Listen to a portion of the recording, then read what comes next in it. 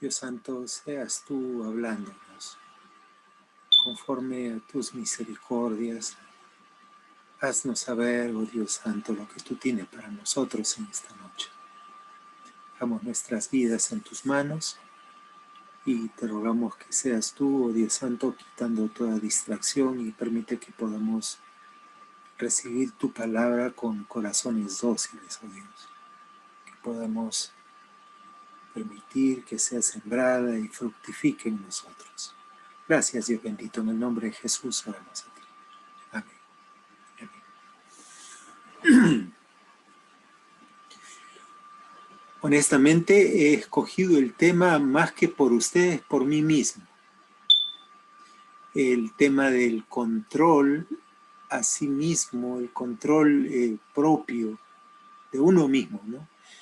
Es un tema que de muchas maneras me golpea, me hace pensar en qué tan buen cristiano puedo ser o qué tan lejos de las enseñanzas que encuentro en la Biblia estoy.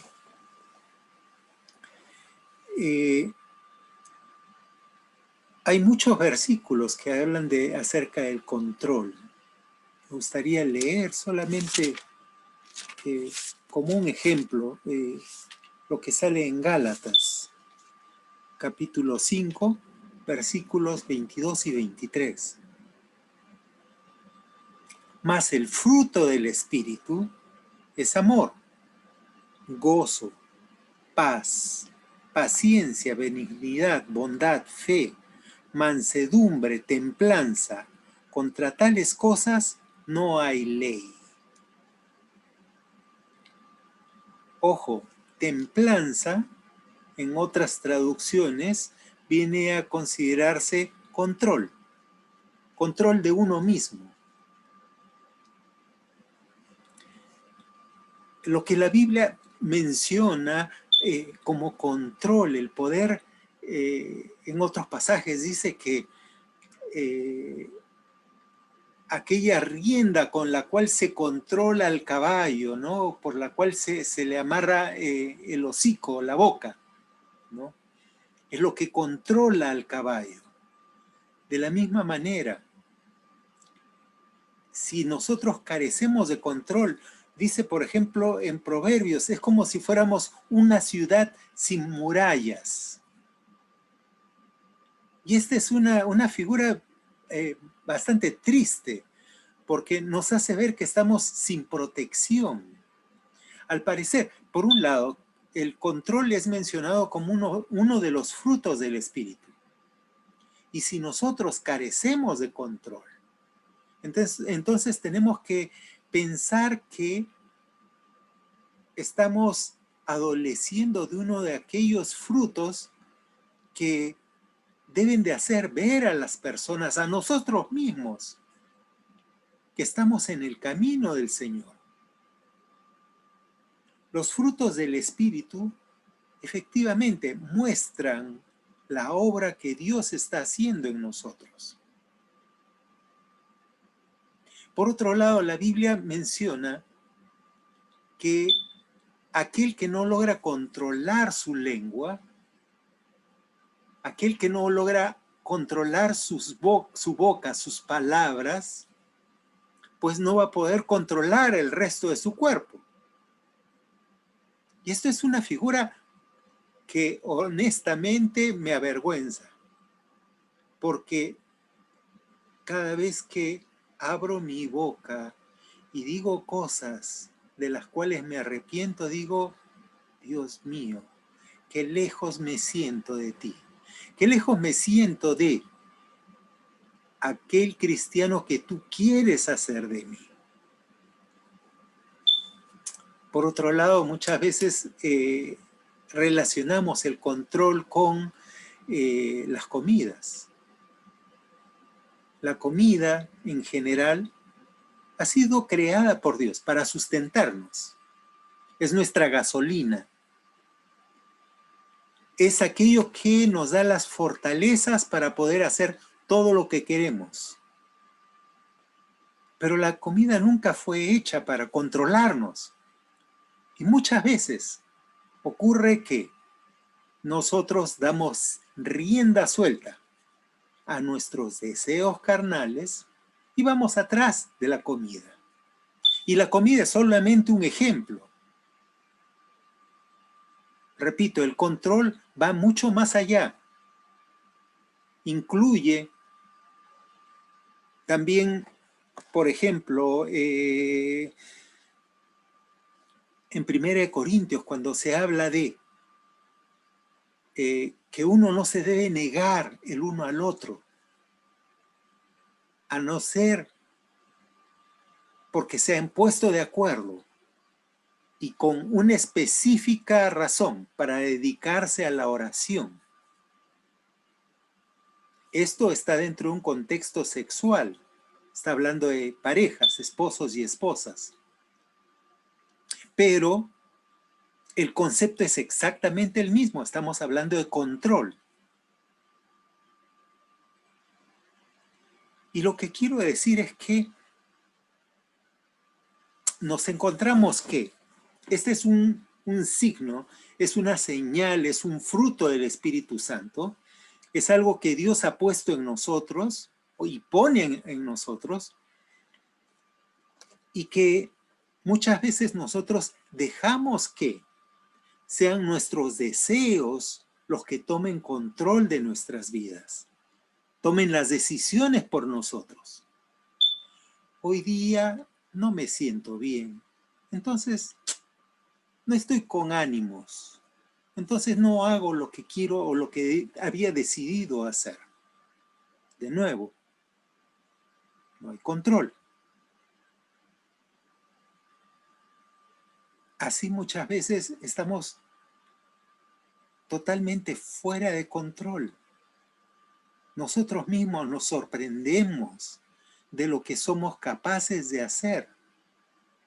Recuerdo, una vez escuché esta figura, ¿no?, de un caballero que estaba tratando de quitar un árbol que había crecido en el jardín de su casa. Así cortó las ramas, después de cortar las ramas, empezó con el tronco y finalmente quedó la parte del tallo con las raíces. Para sorpresa mía, yo no sabía el nombre de esto. A esto se le llama tocón. Una palabra no muy conocida y extraña para mí. Tuve que buscarla en el diccionario para entender lo que es un tocón. Es la parte final del árbol con las raíces. Este caballero se encontró con el tocón y tratando de removerlo pasó semanas escarbando y tratando de remover las raíces. Después de sentirse frustrado luchando contra el árbol y que este tocón, al parecer, no estaba dispuesto a ser removido, al parecer uno de sus vecinos trabajaba en una mina y tuvo la brillante idea de proporcionarle unos cartuchos de dinamita. Así que decidieron hacer un hueco, un agujero abajo del tocón, donde pusieron los cartuchos de dinamita. Así que encendieron la dinamita y todos a correr. El tocón salió disparado como si fuera un proyectil que pasó por encima de su casa y fue a dar en el techo de la sala de una casa vecina y terminó adentro de la casa del vecino.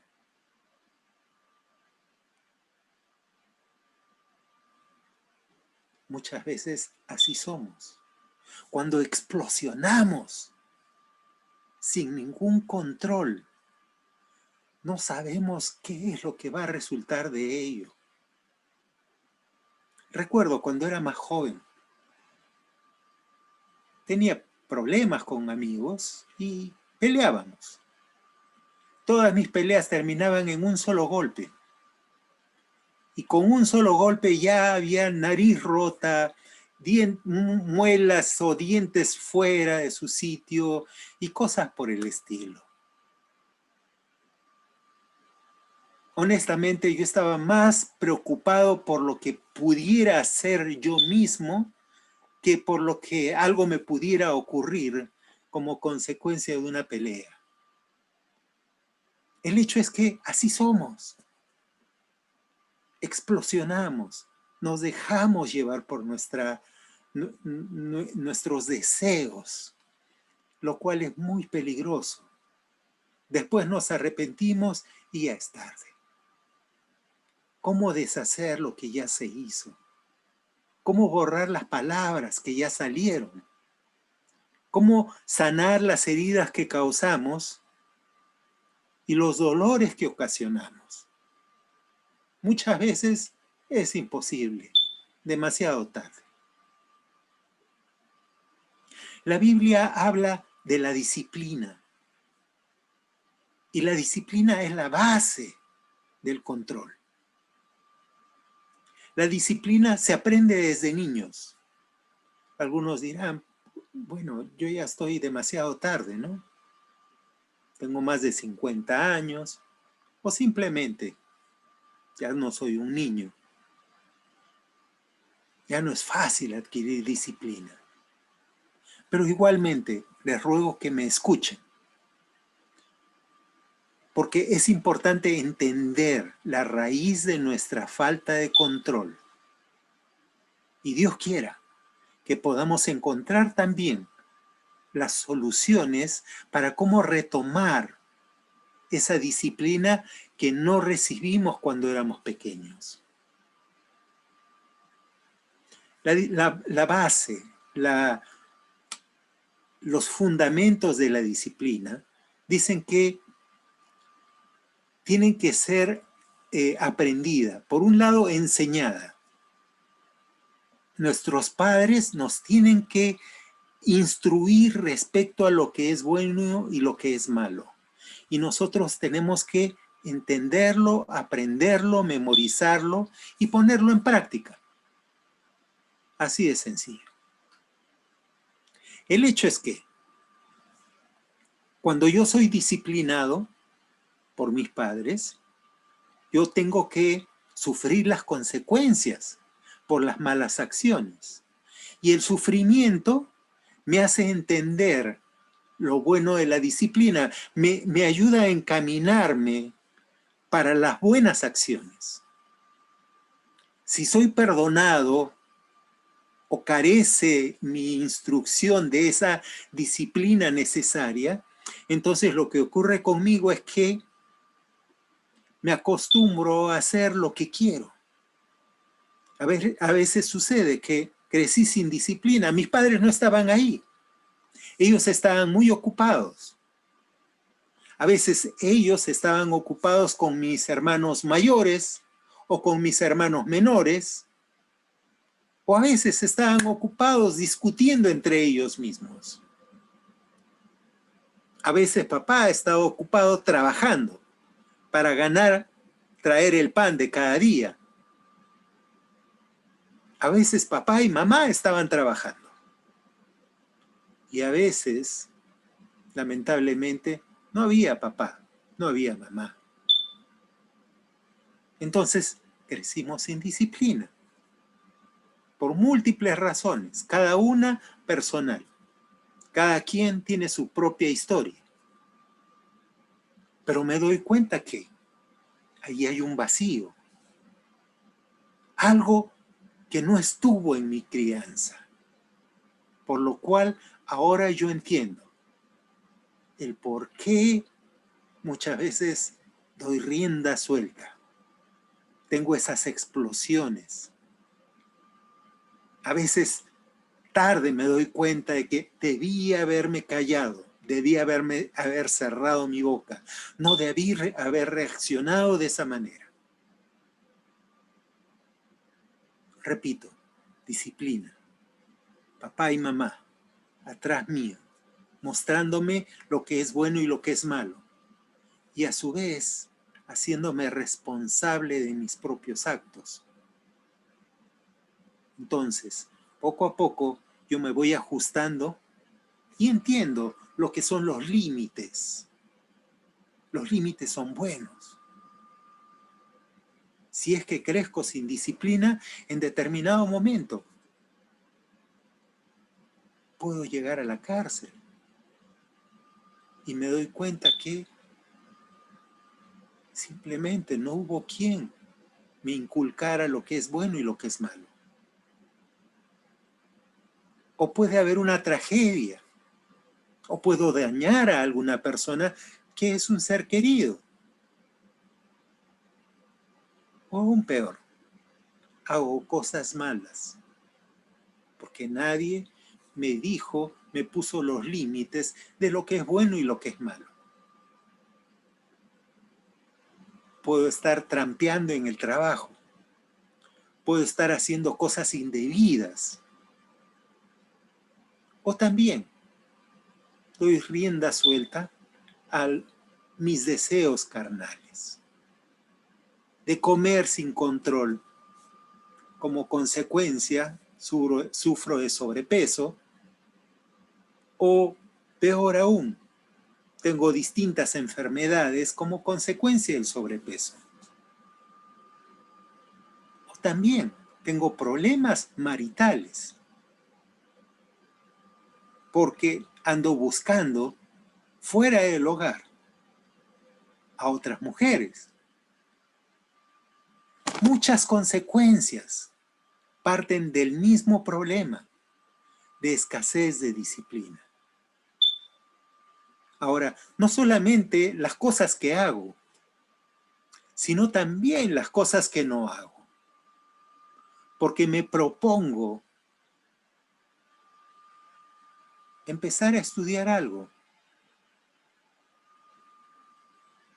y lo abandono. Decido empezar a hacer ejercicios y después cambio de opinión, me desanimo. La Biblia dice, el hombre de doble ánimo es inconstante en todos sus caminos. Y ahí es donde tú vas a poder ver cada una de las ocasiones en las cuales has fracasado y has dejado de luchar en aquello que te has propuesto.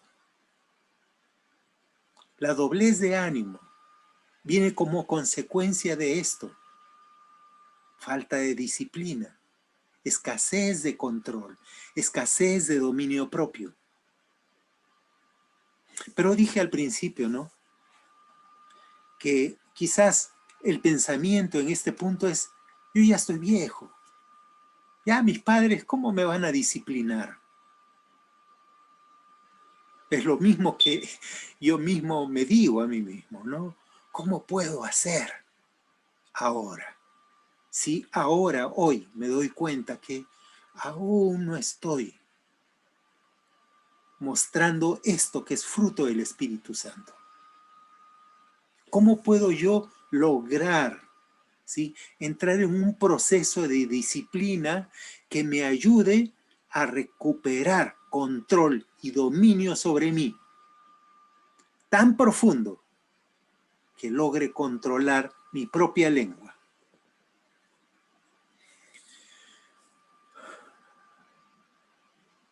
Qué frustrante es en Romanos capítulo 7, versículo 18 dice, y yo sé que en mí, esto es, en mi carne, no mora el bien, porque el querer el bien está en mí, pero no el hacerlo, porque no hago el bien que quiero, sino el mal que no quiero. Eso hago. Y si hago lo que no quiero, ya no lo hago yo, sino el pecado que mora en mí. Yo digo, qué frustrante es saber lo que es bueno y no ser capaz de hacerlo. Qué frustrante es sentirse que esto es lo que yo quiero hacer con mi vida, esto es lo que yo quiero ser. Y no logro hacerlo, no logro serlo. Me enfrento conmigo mismo como mi mayor enemigo.